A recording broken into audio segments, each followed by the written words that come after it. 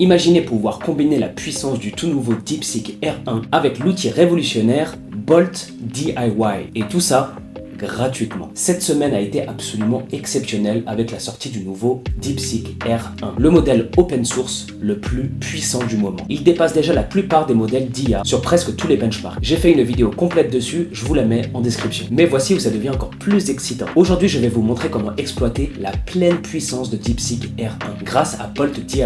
Entièrement open source et soutenu par une communauté de passionnés, cet outil va vous permettre de créer, exécuter et déployer des applications web sans même écrire une seule ligne de code. Pour ceux qui me connaissent, vous savez comment ça fonctionne. Toutes les semaines, je vous fais des reviews d'outils d'intelligence artificielle capables de révolutionner votre business. Alors abonnez-vous en masse, car j'ai promis à ma chère maman que j'allais percer sur YouTube. On se retrouve donc sur l'interface de LM Studio. Vous allez très vite comprendre pourquoi est-ce que vous allez en avoir besoin.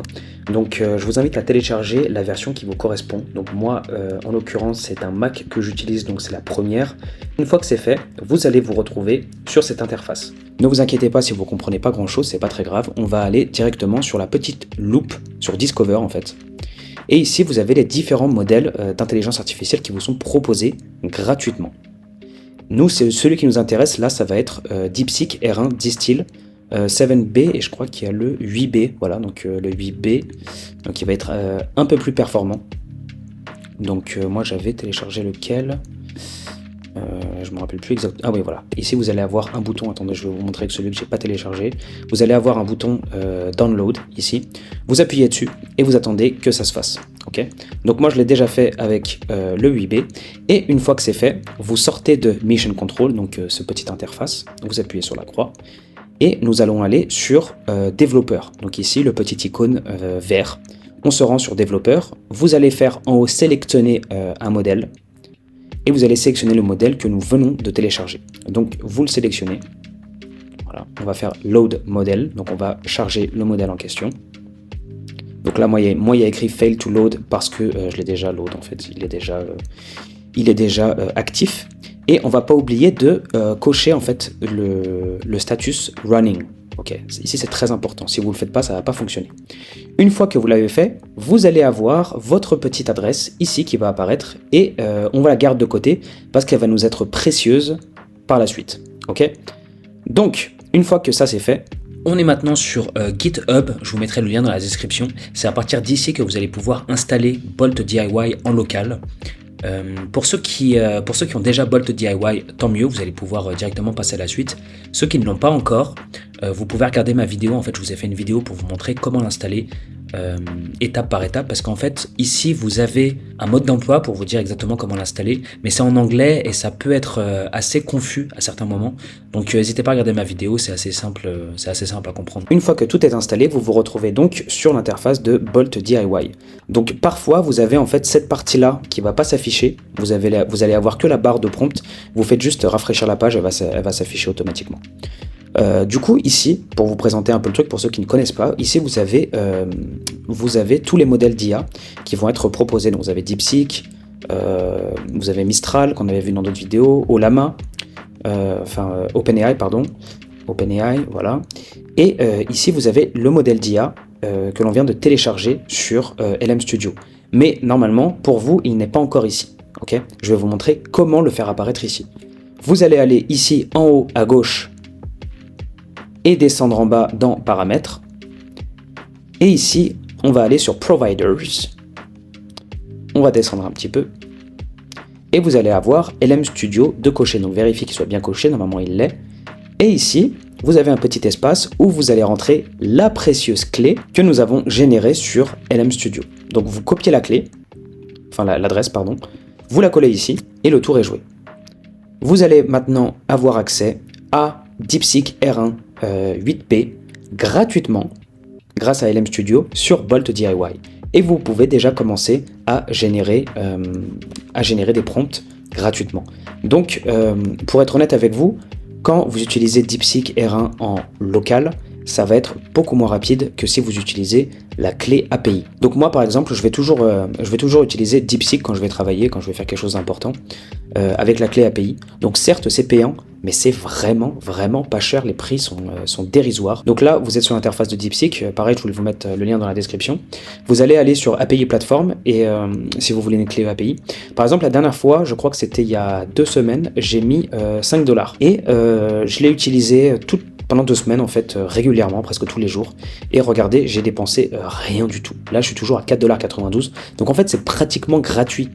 Vous voyez, donc là, au niveau des dépenses de ce mois-ci, j'ai fait 0,07 $ de dépenses. Ensuite, vous avez encore une autre possibilité si vous voulez faire dans la qualité, mais que ça soit gratuit, ça va être Google en fait. Vous allez prendre Google ici dans le modèle d'IA et vous allez sélectionner Gemini 2.0 Flash et on va aller récupérer la clé API gratuite de Google. Voilà. Ici, en gros, vous allez aller sur Google AI Studio et vous allez faire Create API Key. Ici, vous allez faire Gemini API, créer une clé et vous avez votre clé complètement gratuite que l'on va copier. On va retourner sur Bolt. On la place ici. CTRL V, donc moi c'est sur Mac. Et voilà, c'est bon, ça fonctionne, c'est gratuit. Et franchement, c'est du top level, hein, ça fonctionne super bien. J'ai généré plein de trucs avec la clé gratuite de Google. D'ailleurs, j'avais oublié de vous dire, mais vous pouvez vous rendre gratuitement sur Hyperbolic. Je vous mettrai le lien dans la description. Et vous allez pouvoir en fait accéder à une clé API gratuite pour DeepSeek R1. Je crois que vous avez 2 $, 2 ou 5 $ ou peut-être 1 $ gratuit, mais au final vous allez pouvoir générer pas mal de temps en fait avec $, avec 1 $. Donc n'hésitez pas à la récupérer, je vous la mets dans la description. Bah là on est bon, hein, je vous ai montré un petit peu toutes les manières qu'on avait. Ah, vous avez aussi Ollama. Vous allez pouvoir aussi installer localement DeepSeek grâce à Ollama. Donc je vais vous montrer un petit peu comment ça fonctionne. Vous allez vous rendre en gros sur la plateforme de Ollama, enfin sur le site de Ollama. Et ça va fonctionner un petit peu comme LM Studio. Vous allez devoir le télécharger dans un premier temps. Une fois que vous avez téléchargé, on va aller sur DeepSeek R1 et là vous allez choisir en gros le modèle qui vous intéresse le plus. Donc moi la plupart du temps je travaille avec le 7B ou le 8B parce qu'ils prennent pas trop de place sur mon PC mais ils restent assez performants. Donc vous l'installez avec le terminal. C'est un peu moins, je trouve que c'est un peu moins facile à installer que LM Studio. Je me rappelle que j'avais un peu plus galéré, mais libre à vous. Il y en a certains qui préfèrent. J'ai vu plusieurs vidéos où les gens utilisaient Ollama pour utiliser DeepSeek sur Bolt. Donc faites-vous plaisir les amis. Voilà, donc là vous avez toutes les clés en main pour commencer à générer.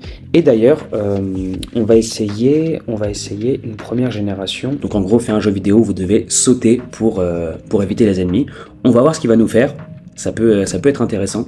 Parce que la dernière fois j'avais fait Space Invader, mais je trouvais ça un peu trop facile de le faire vu que c'est un jeu qui est connu au final. Donc là on peut voir qu'il est en pleine réflexion, on peut voir les codes qui s'affichent en temps réel. Oh oh, ça m'a l'air déjà beaucoup mieux. Eh non, c'est incroyable, c'est incroyable. Même le design il est génial. Par contre là il y a un truc qui manque, j'ai l'impression, dans le jeu. C'est en fait je peux pas me déplacer de gauche à droite. Make the main character able to move free. Donc en gros je veux qu'il puisse se déplacer plus librement en fait. Donc on va voir ça. Waouh, et incroyable, regardez-moi ça. Là le jeu il est carrément... En plus d'être beau, honnêtement franchement les designs ils ont été bien faits avec le ciel en bleu, l'herbe en verte, regardez-moi ça.